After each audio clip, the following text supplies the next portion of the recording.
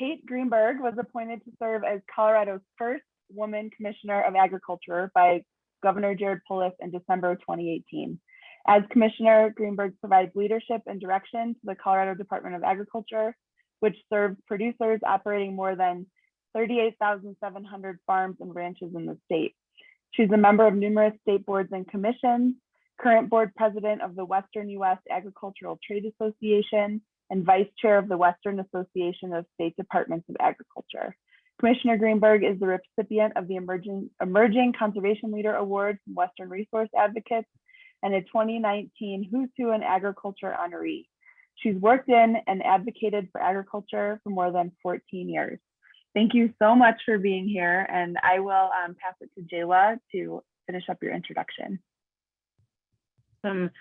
Welcome, Commissioner Greenberg. Great to have you with us. I just wanted to toot our collective horn that we're just so proud of the work that you're doing and really excited about the impact that you're having for Colorado agriculture, the passion that you bring to it. And the Commissioner is a graduate of our Water Leaders program. So just really glad to have been part of her journey in that way. So another person who you might reach out to if that is something that interests you as you also grow in your leadership for Colorado water. So thanks so much for carving out this time. I know how busy you are, and the class is really looking forward to hearing from you. Excellent. Well, thank you, Stacy and Jayla, so much. Can you hear me okay?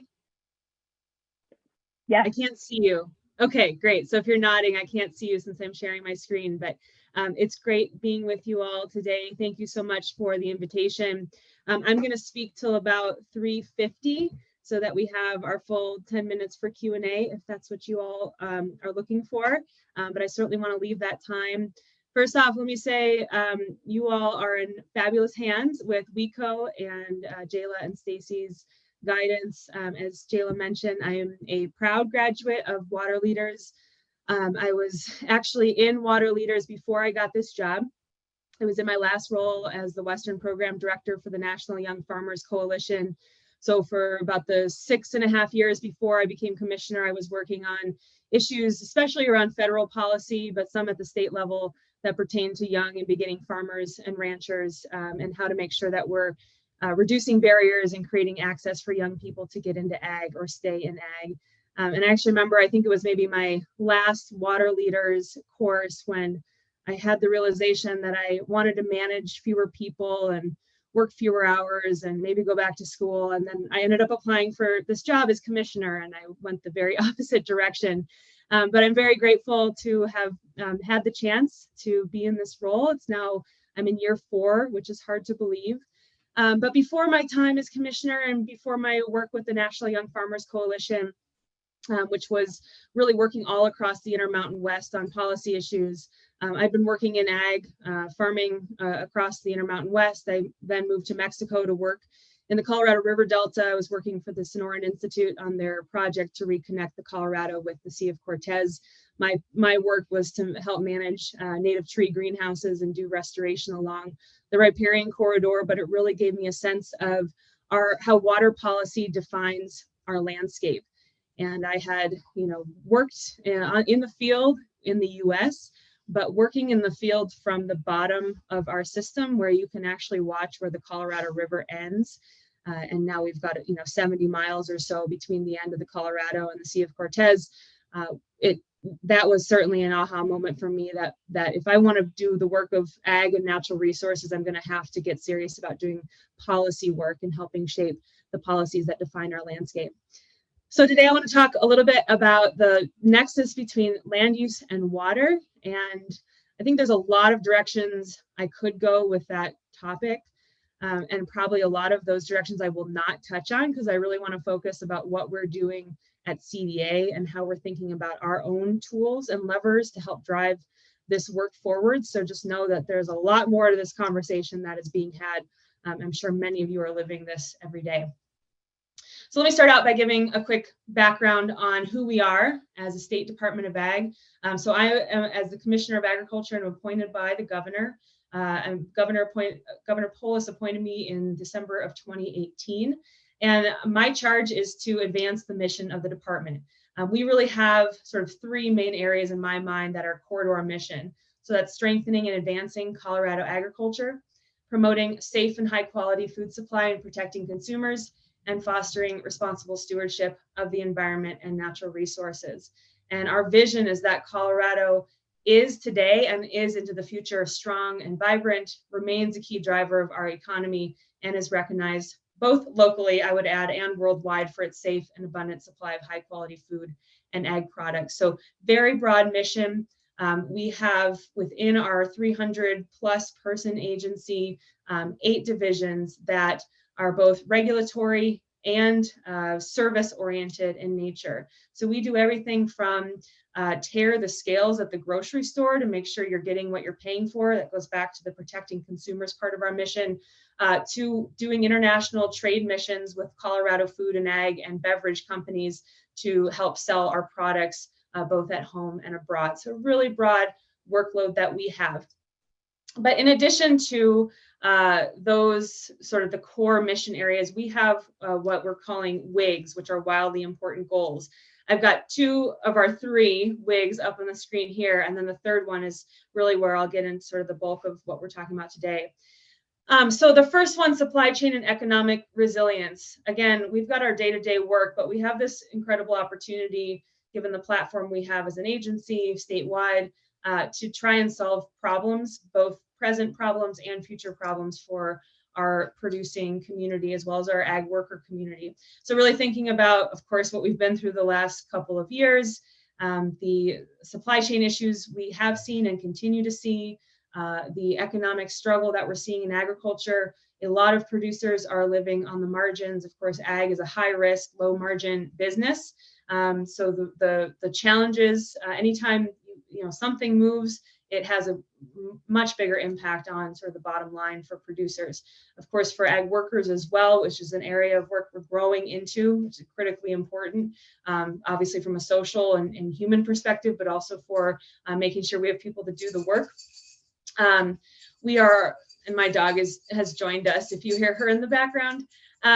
So we're really looking at how can we diversify market opportunities as one of the key strategies for that supply chain and economic resilience. So I mentioned our international trade work. We're also really trying to develop our local and regional food systems. Some ways we're doing that is by making strategic investments in small and mid-scale independent processors. If there are meat eaters on the phone, which I'm sure there are, hopefully you haven't seen an issue at the grocery store like we saw early in the pandemic. But that's because our ag community, everybody from the livestock producer through the processor, distributor, and retailer has mobilized to make sure that we're getting products on the shelf. But what's come out of that is this desire to have more of a direct connection. Part of the local food movement we've been seeing for many years. I think we saw that honed throughout the pandemic. So we're really trying to support that advancement, firm up that demand, and in so doing, provide producers with more market opportunities and higher end, higher value market opportunities.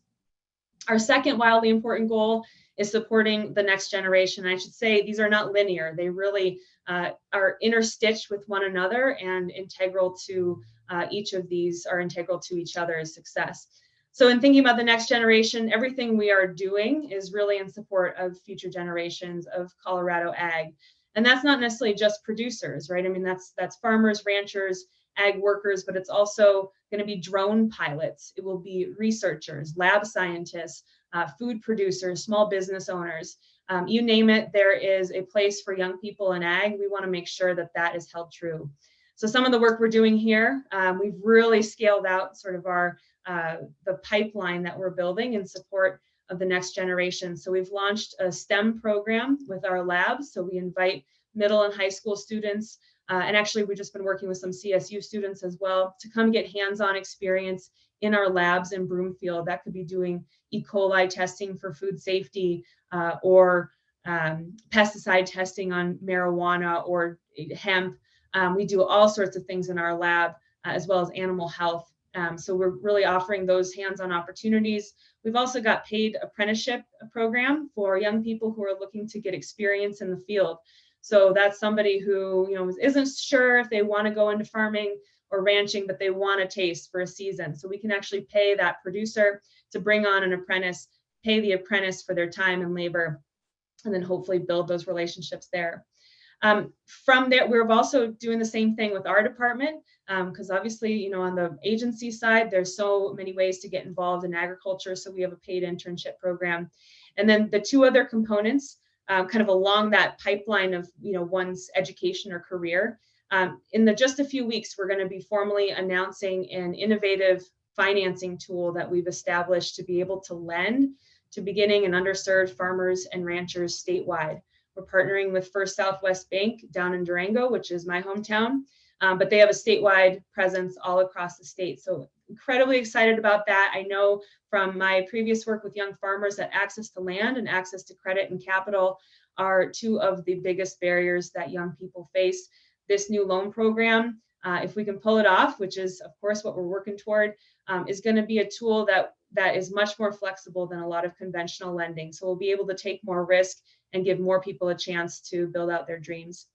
And then lastly, we also help families support or develop the support for farm transition. So if families are looking to pass the farm or ranch down to the next generation, it can be incredibly challenging emotionally, financially, figuring out what you want and what it takes to get there. So we come in at the early stage and help families understand what's possible for them.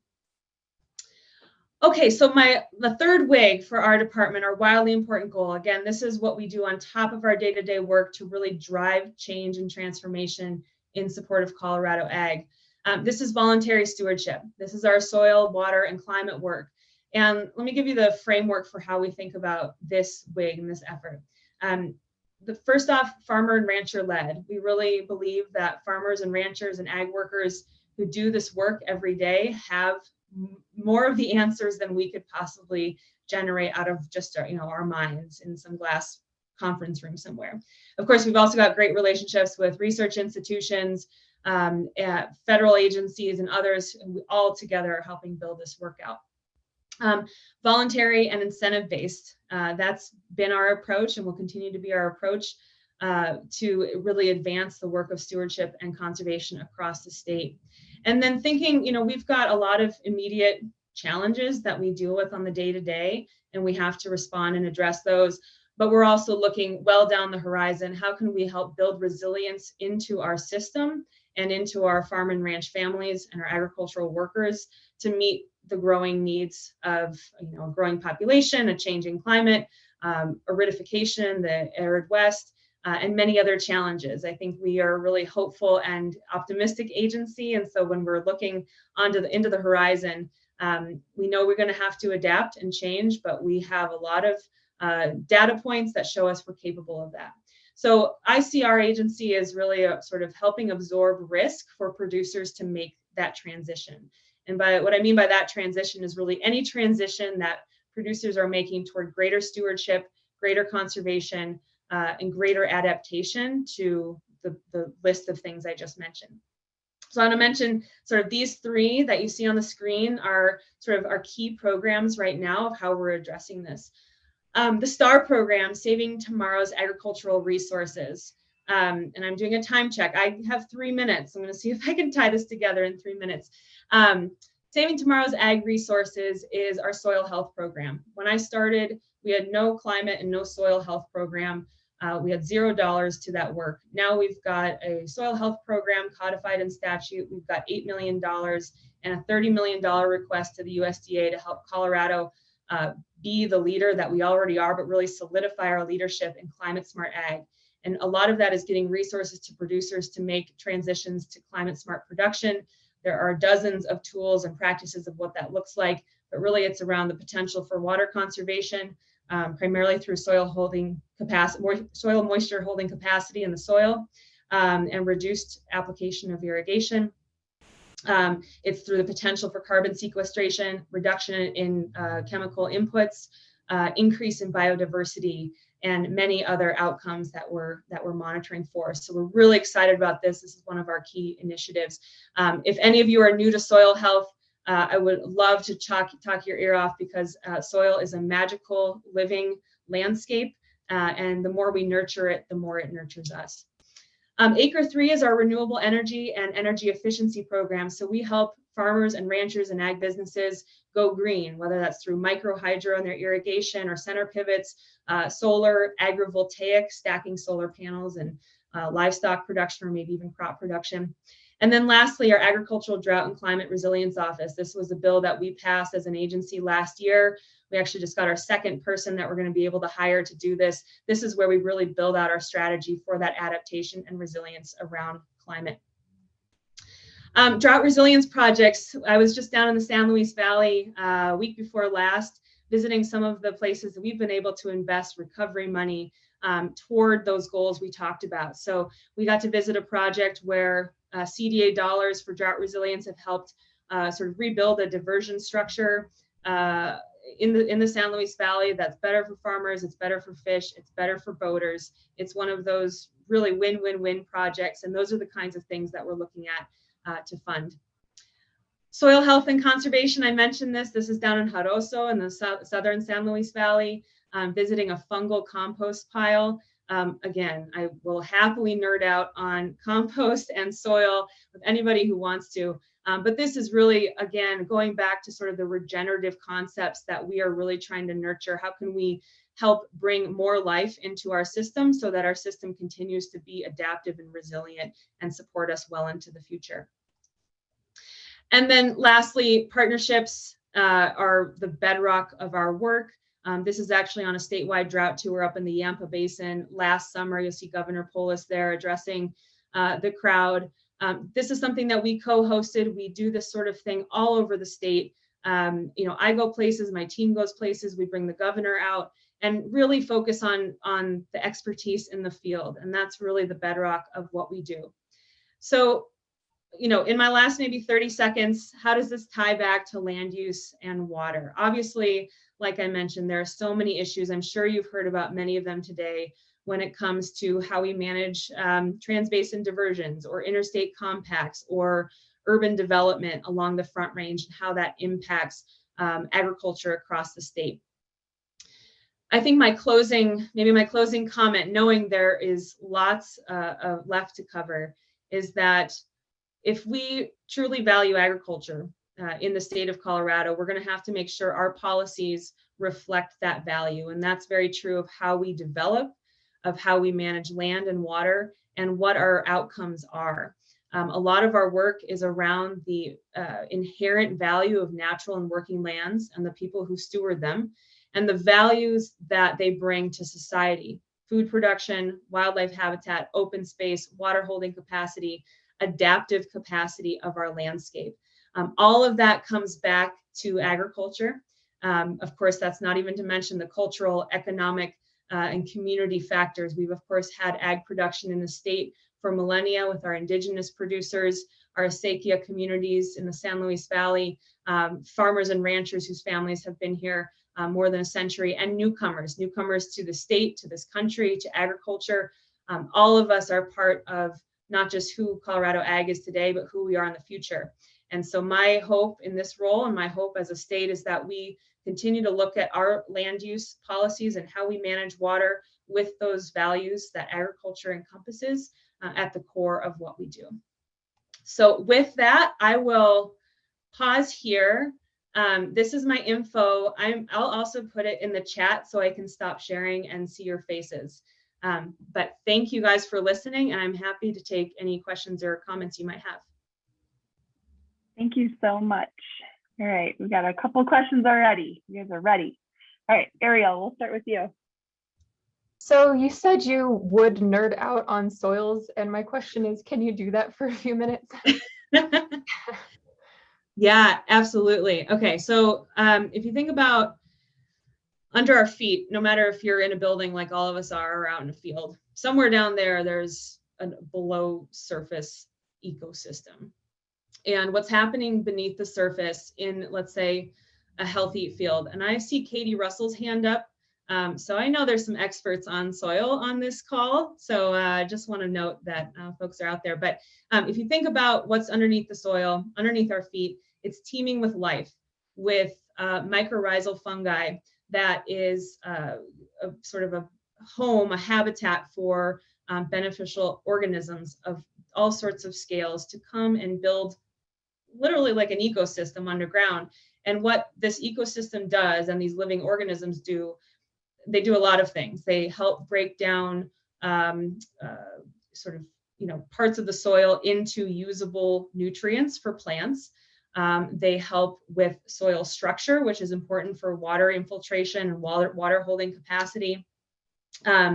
There's new studies in the last few years around the relationship between soil health and gut health in humans, and how we correlate, the investments we make in the health of our soil ecosystem, which is referred to as the soil microbiome, with our gut microbiome. So that's sort of very much in brief why soil is so amazing.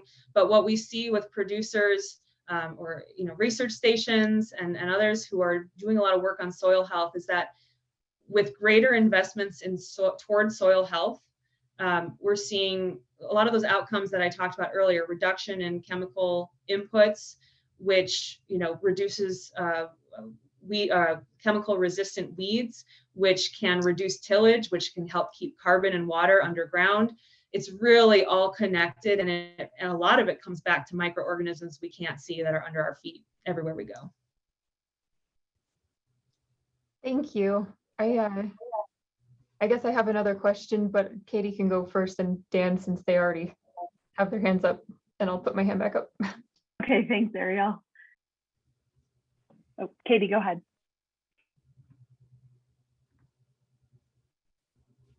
Sorry, looking for my mouse. Hey, Kate, so awesome to see you. Likewise. Yeah, it's been a little while. I guess with COVID, we haven't been able to be in person for a little bit. I guess I have two kind of big things to come up with. One would be, this is just sort of a placeholder for you. I might be in touch in the very recent future about, we've had a lot of, so I brought this up with Representative McLaughlin about some of the producers in our area being concerned with sort of like the federal approach to the drought scenario in our area. So anyway, placeholder, I can get in touch with you for that. Secondly, I would love to know more about the next generation of ag, if there were opportunities that we could implement for our area, because I just did a kind of like a learning session with the very small amount of, and obviously you're aware of this, the small amount of younger producers in our area. So I would love if we could, because we have to really promote that resilience with the fact that they're coming into an agricultural profile that is not easy. Yeah, absolutely. Well, for starters, I'd be happy to get you like the cheat sheet of all the next gen items I mentioned, and maybe I can forward that to Stacy and she can get that out to all you guys. If you've got young people who are interested in from junior high all through starting a business or transitioning a farm, they can reach out to me and I can get them to the right team member. We're also happy to do like webinars or events, or I'll send staff down to the Four Corners if you want, Katie, and we can have a town hall or a discussion with folks. So really a lot of options there, but that's one place we're going to be scaling up. I'm just getting out of my board meeting today, and we were briefing my board on all the new initiatives we have beyond the WIGs, and this is coming out of the legislative session. We've got between leg session, our budget requests, executive orders, and my own directives, we have 32 new projects at the Department of Ag all around. I mean, they're really all around our WIGs, and Next Gen is going to be a place where we're really looking to scale our capacity, and the loan program is a big part of that, as well as the apprenticeship program. And then coordinating with like School to Farm, Montezuma School to Farm, and MLC and others doing like training. We want to just be a partner and help elevate, not reinvent the wheel. Yeah. Thank you, Kate. Yeah. Katie, I need to move us on to another question in the last 2 minutes, but thank you so much for those contributions. Dan, go ahead. I don't have a question. I do have a comment though, and that being that I love your WIGs. I love your goals and your initiatives, and I greatly appreciate your leadership. That's it. Thank you, Dan. I appreciate that. I actually have a blue wig to celebrate the achievement of past wigs. I just don't know where it is. Otherwise, I would have pulled it out for you guys. We'll look forward to seeing that at some point. Awesome. And Ariel, do you want to close us out with the last question? Sure, thanks. It's kind of a follow-up on what you were talking about with soil health. Last I checked, forgive me if this is outdated information, a lot of our produce comes from other countries, but I know that we do still produce a lot, especially in Colorado. But in America, we have such high demands for a lot of the food and, well, basically everything agriculture. How do we meet demands while also maintaining the soil health? Oh my gosh, it's like I think it might be the question of the century, actually.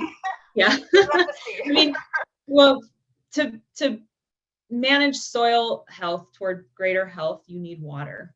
And so part of the challenge, like what we're seeing in, all my board members today were just reporting on how hardly anybody, especially in the east of the state, has subsurface moisture. They got an inch last week for surface precipitation, but the subsurface moisture is key to the work of soil. So I think we've got a big question, a big challenge on our hands with aridification, with less snowpack, less precipitation, more variability, because water is key. But with that said, you look at it as a system, not as just a sort of a linear, you input and then you get an output. No, it's really this living system that's interconnected, and that's true for our social system as well. I think the more that we start seeing those interconnections and interrelationships, the more we will have abundance, when right now it feels like we'll have scarcity, but those interstitial parts of our system, I think, are where we have the most opportunity for adaptation and resilience. Thank you so much. We are going to close it out, but Kate, thank you so much for being here. It was really great to hear from you. Let's give Commissioner Greenberg a round of applause. And encourage you to reach